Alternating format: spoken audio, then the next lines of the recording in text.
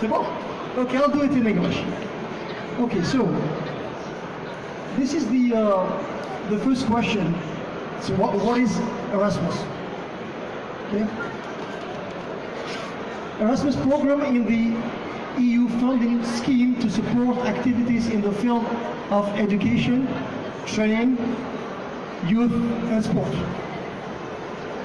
That's what I was just saying, that it will target many sectors, not only the higher education, but also the other sectors like youth, like vocational training, formation professionnelle. This is a new target, okay? The second slide, you have the key actions.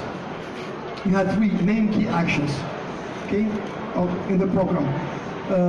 We will speak mainly about the first one because it concerns many of you. Okay, this is related to the learning mobility of individuals.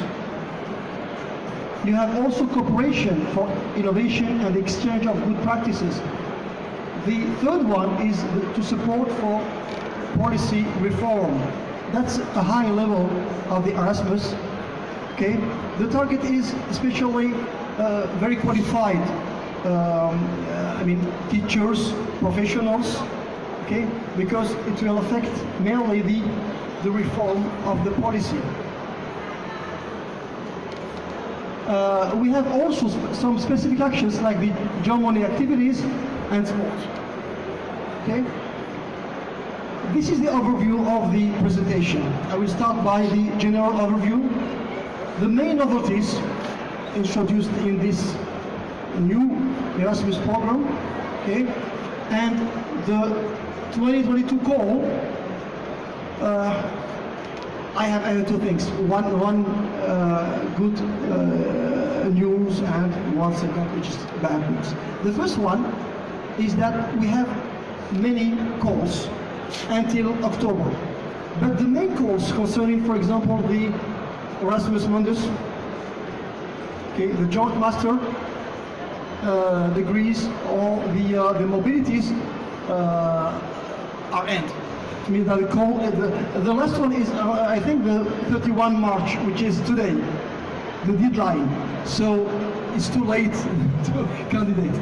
Okay, but still, we will prepare to the next course. This is the objective of our meeting today, is to get prepared, to be ready to apply for the course.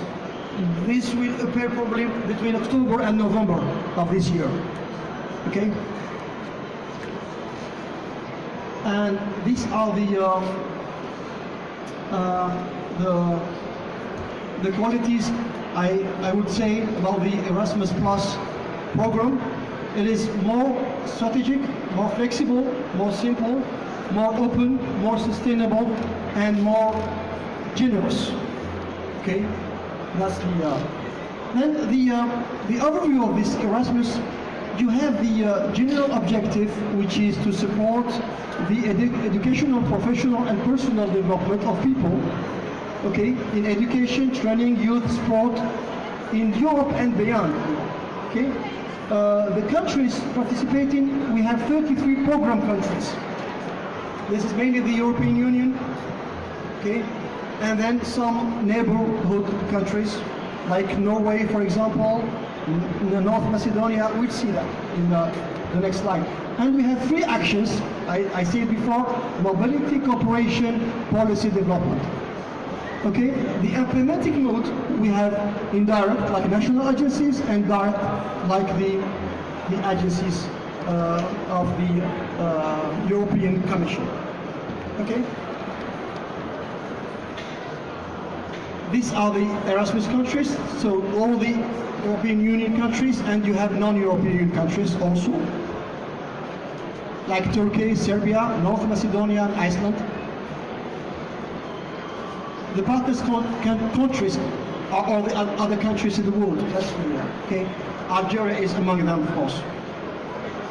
The budget is rising each year, so you see that the budget is about 28 billion, and we have 10 million of participants. which is a very huge number, see?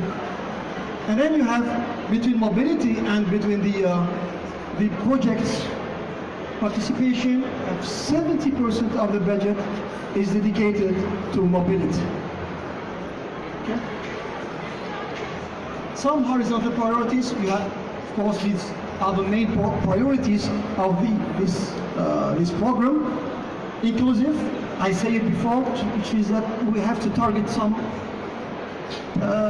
entities which are not targeted before, which are not have been targeted before, because they are less, I mean, maybe in terms of capacity, in terms of accessibility, so we should target them. This is the inclusivity. Digital also, you know, after this pandemic, the training is shifting to be more digital than ever. Okay, it was a project long times ago, but it has been accelerated due to this pandemic. So the digital is a very important quality of this program. And then the green, this is, of course, you know that we live in a planet that is, I mean, suffering from the warmness of the weather. So the problem of pollution, the use of more reliable resources, renewable energies, etc., is a very big objective and challenging. And all the new jobs will be related to this green things. Okay? Environment also. So these are the program actions: education and training, for example. You have mobility, cooperation, and development policy. The green, in green, you see that you have some sentences in blue, and in green are the new actions in this program. Okay, and you can see that, for example, for cooperation, you have the partnership for cooperation, including small-scale partnership. So the application is easy, very easy, more constraints, and it's easy to have the budget to get this kind of projects. And you have, of course, the high level. I mean, if you want to have the partnerships for innovation, the target is for very qualified institutions, okay, very high level schools and universities. Okay, so I will skip these slides, the new architecture, and I will speak about the mobility, especially. The international credit mobility, as your colleague has explained before, you have for students and also for staff. You have, of course, for studies between 3 and 12 months, or traineeships, from 2 to 12 months also. So after mobility, you have an academic regulation, okay, the transfer of credits, which means that your credits are available, they are recognized in your university, okay? And then for staff, you have the academic staff, the administrative staff, you have the period from 5 to 60 days.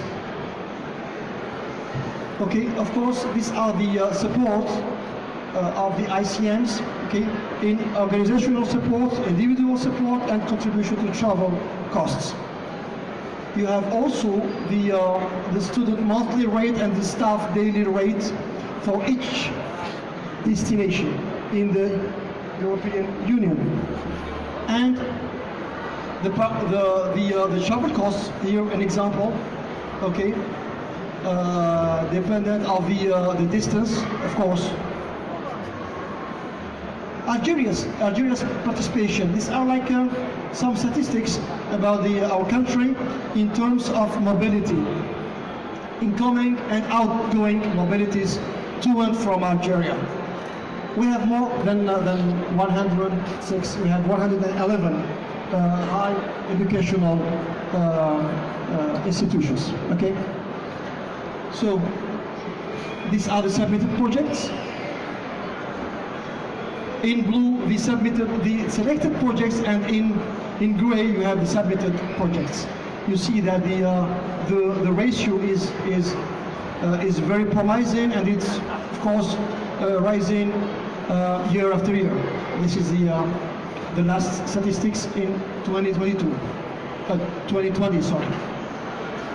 The key numbers of individual beneficiaries. You see that the number is rising also. Okay. And the application process.